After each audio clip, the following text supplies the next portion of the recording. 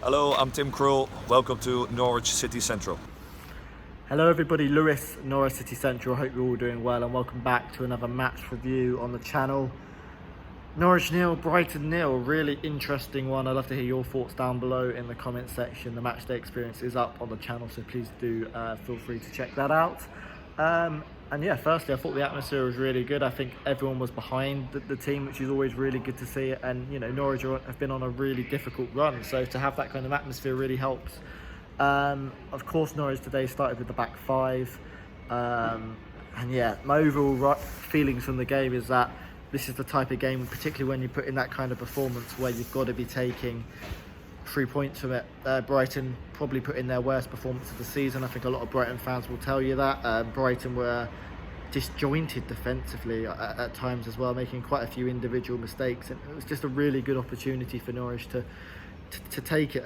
But what I would say about the game is Norwich were competitive and played some good stuff, and there's been very few times this season where Norwich have been competitive for a full 90 minutes, and I thought Norwich did that today.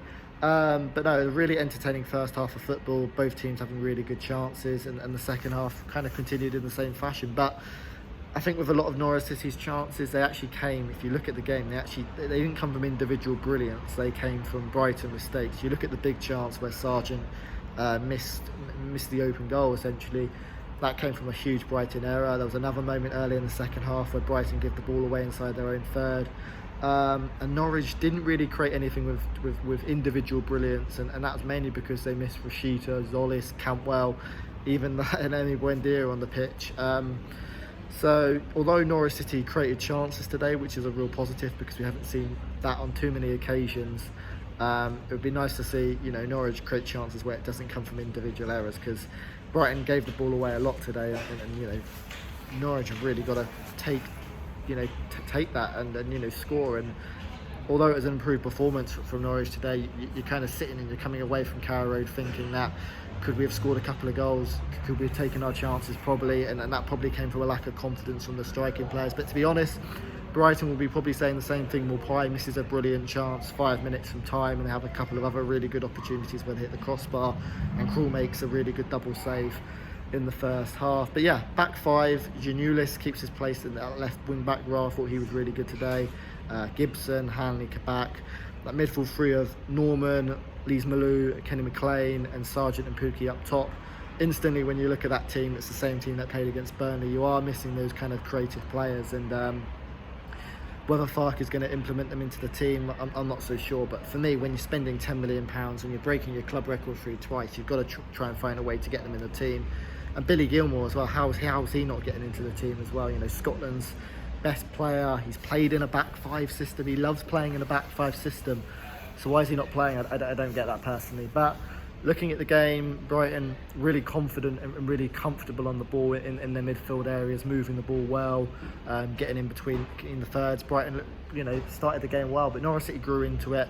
Norwich City kind of continuously trying to play that style of play where they you know, play the ball out from the back. But Norwich didn't have those kind of players to connect the play sometimes from defence to attack, and fortunately enough it actually worked out in this game. It really worked out in this game because the long ball was effective. It caused Brighton lots of problems, and that's where a couple of our main chances came. If you look at Norwich's best chances in the first half, they came from long balls, and Brighton looked disjointed and disorganised. And we have to talk about that. Norwich's main opportunity in the whole game, and the biggest opportunity of the game, absolutely gutted for Josh Sargent, because he was probably the man of the match. He's one of the best players on the pitch, but when you miss a golden opportunity like that, it's unforgivable at this level, and he'll be really hurting from that. And yeah, I was speaking to someone actually up from the trains who kind of said a similar thing before the game, where they like Sargent, but he doesn't look like scoring a goal. Yeah, so really gutted for Josh Sargent and what happened to him with the game. Brighton had a couple of really good opportunities, one from a corner where Tim Krul makes a great save diving low and then gets up quickly to deny the double shot. And I wasn't really paying attention, but Brighton have a long shot, and I think it takes a deflection and it hits the crossbar, which almost caught Tim Krul out. But overall, the first half reflection, Brighton and Norwich both having really good opportunities to score goals. Norwich's came from Brighton's mistakes, and Brighton's came from corners and things like that. Second half, Norwich had another big opportunity. Brighton lose the ball. Pukki, I think, plays in Josh Sargent and just gets his feet muddled up.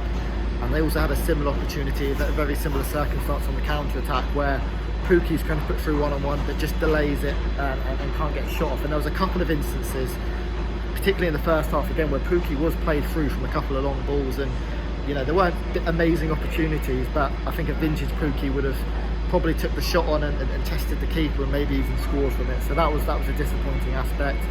Brighton in the second half looked okay. I think they moved the ball around well at times. Lamptey came on, that's really good to see him come back. But Brighton's main issue, I think, is they didn't take advantage from Norwich City on the width. I think they had some really good opportunities to do so, they didn't. And Norwich, regardless of that, Norwich City defended really well, really resolutely. They sometimes try and play through the middle of the pitch. I thought Norman was absolutely outstanding at breaking up the play. He is my man of the match from that game. He's been, I think, Norwich's man of the match from the last 3 or 4 games, which tells you everything you need to know about the squad, but also about him as a person. He was absolutely outstanding, breaking up the play. There's a moment in the second half where he decides to turn into a juggling act, just 6 or 7 keepy-ups inside Brighton's final third. It was audacious, it was ambitious, and Norman is the exact player Norwich City have been crying out for, so really pleased. He did well and he broke up the play, and Norwich City as well broke up the play from lots of crosses as well, as I spoke about at the start of the video. I thought Grant Hanley was absolutely outstanding, marshalling the play really well, showing his leadership, and was really good in the air throughout the game as well. But Brighton had a massive opportunity with 5 minutes to go. Norwich City switch off down Matt Tarringer's side, the ball comes across and the pie lifts the ball over the bar from about 4 or 5 yards out. And with how Norwich's season has gone so far, Maupay probably scores that. So I think Norwich City can count themselves lucky. And to be honest, the reflection of the game, as I said about the start of the video, Brighton created some good opportunities through some bits of individual quality. Norwich City created opportunities through mistakes. And I don't know what that says about Norwich going forward, but overall, as I said, I think we're coming out of the game feeling a little bit positive. I think positives to take. Norwich City were improved. Defensively, they were really good, and actually created some opportunities. But overall, you're looking at it and you're thinking, what a massive opportunity missed. Yes, Brighton are a really good team, and I think they're unbeaten so far this season, being in 6th position. But there's a massive opportunity for Norwich City to get 3 points, and they'd be looking at it thinking, if Josh Sargent had his shooting boots on, it's a completely different game, and that's the fine margins between winning a game at the Premier League level or not. But thank you for watching. I'd love to hear your thoughts down below. Subscribe to Norwich City Central if you're new, and I'll see you later.